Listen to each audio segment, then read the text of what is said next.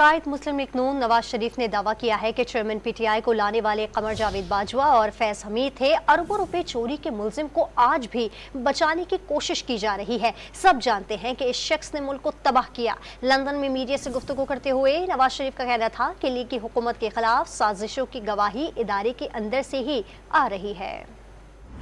कौन नहीं जानता कि इसको लाने वाला जनरल बाजवा था, इसको लाने वाला जनरल फैज था, और ये जानते बूझते वो अपना इसकी हमायत में खामखा निकले। और उस वक्त भी देख लें, साकिब निसार रिकॉर्ड में हैं ये कहते हुए कि नवाज शरीफ और